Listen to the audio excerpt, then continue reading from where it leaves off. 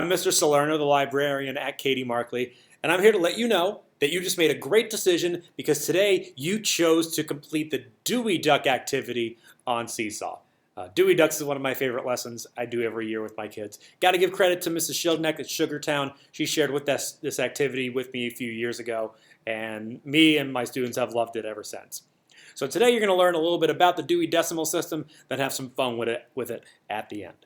So what is the Dewey Decimal System? Well, it's a system that we use to organize our nonfiction books in the library. Whenever you ask your librarian for a book and they're able to get it for you right away, it's because of the Dewey Decimal System. It's a way that we organize mostly our nonfiction books. Melville Dewey, he came up with this idea of breaking the books into different categories and assigning each category a number. And that's where those stickers come from, those call number stickers that you see on the spines of your books when you check them out from the library. And if you notice, there's a number on each one. So it's almost like when they're in the right order, the nonfiction shelves make a giant number line that kind of snakes its way around the library.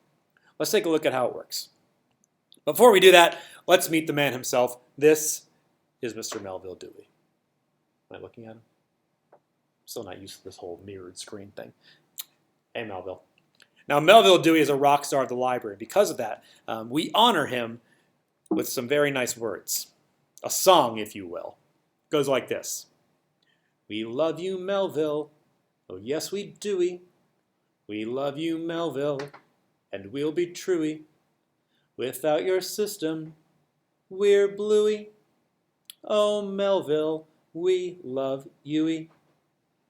We honor Melville Dewey by singing him that song. But you can't sing him that song unless you actually sing him the song. So for those of you who already know this song, please sing along with me. For those of you who don't know this song, sing along with me anyway, because number one, the lyrics are on the screen, and number two, I don't have a very good voice. So the more you sing, the better the song sounds.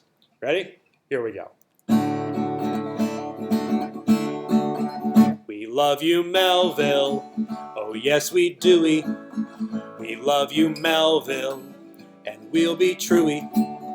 Without your system, we're bluey.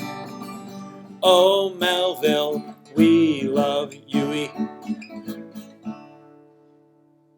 That's pretty good. That's pretty good, especially if it was your first time. It was pretty good even if it was your, 87th time. Pretty good. All right, so that's the Melville Dewey song. We sing that to him because he is a rock star of the library, and here's why.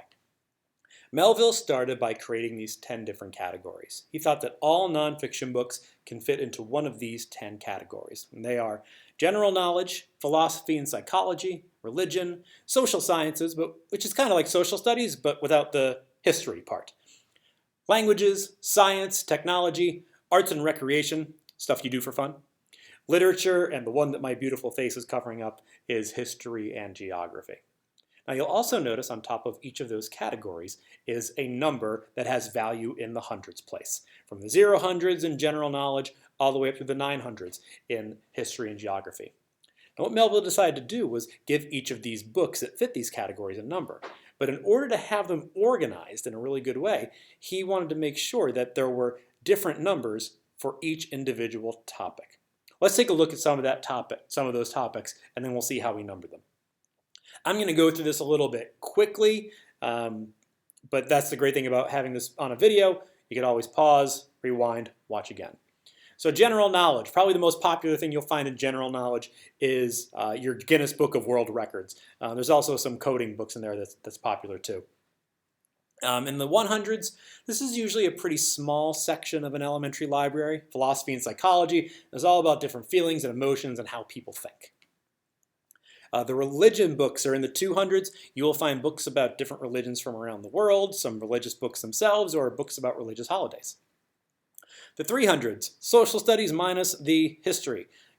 Information about politics and government and money, community helpers, which I know is a big one in first grade. In the 400s, you'll find books about speaking different languages, including sign language, and even some popular books that you already know, but translated into a different language. In the 500s, you'll find the largest section of the nonfiction section because there's a lot of different types of science. Math is the science of numbers. Astronomy is the science of outer space. Biology is the study of life. Zoology, study of wild animals, not pets, wild animals. Technology in the 600s is really anything that makes our lives easier. Technology doesn't have to be electronics, although it certainly includes electronics. It could also include medicine, farming, cooking, ways of transportation, things like that. 700s is all things we do for fun, arts and recreation. Everything from drawing, painting, to music, to dancing, sports, even TV and movies you'll find in the 700s. The 800s is usually a big section, but with only a few topics. The big one is poetry. You'll also find joke books and riddle books in the 800s. And finally, the 900s, history and geography. You'll find books about different countries around the world, different states, the history of the United States, the history of different countries, wars, biographies. It's all those who was books you'll find in the 900 section. Again, a lot of different topics within that one category, which is why Dewey knew that he had to narrow down his choices with his numbers. Let's take a look at how he did that. We're going to use science as an example. All the science books in the nonfiction section are labeled with the number 500, 500 something. But there are a lot of different types of science, as we looked at on one of the previous slides. Like 590 represents the science of animals, zoology, wild animals. So every book in the library that starts with 590 on that call number sticker, you know is a science book about animals. 500 for science, 590 for animals. But you know there's more than one type of animal. Obviously, there's reptiles, there's amphibians, there's birds, there's mammals, and there's fish, right? So all the fish get their own number. Fish are represented by 597. Any type of fish you can think of is going to have a 597 on that call number sticker. But you also know there's more than one type of fish. Go ahead, name a type of fish for me. Hey, you said shark. You're so smart. Now you'll notice here that sharks has a decimal point in that number. And maybe you've studied decimals already in math class, maybe it's coming up.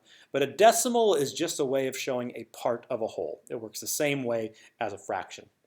So Melville didn't want his numbers to go into the thousands place. So instead of having longer numbers into the thousands and 10,000s and so on, he used a decimal point to make his categories be more specific. Or I should say, to make the numbers be more specific to match those categories. So if we look from the bottom up, we've got sharks, which are a type of fish, which are a type of animal, which is something you learn about in science. As those topics get more specific, those numbers get more and more exact. Let's see how that works on the library shelves. Here's the 500 section at the Katie Markley Library, and if we look all the way back to the beginning, we will see the 500 section. Now we were focused really on the 590s, which start right about here. Everything from here on is a 590, which means it is a book about animals. We were focused on fish, and we can see the 597 marker right there. So every book that comes after that is a book about a different type of fish. And then right above it, we see the 597.3, because sharks are a pretty popular topic. We've got a marker for it. And that's how we know where we can find all the books about sharks.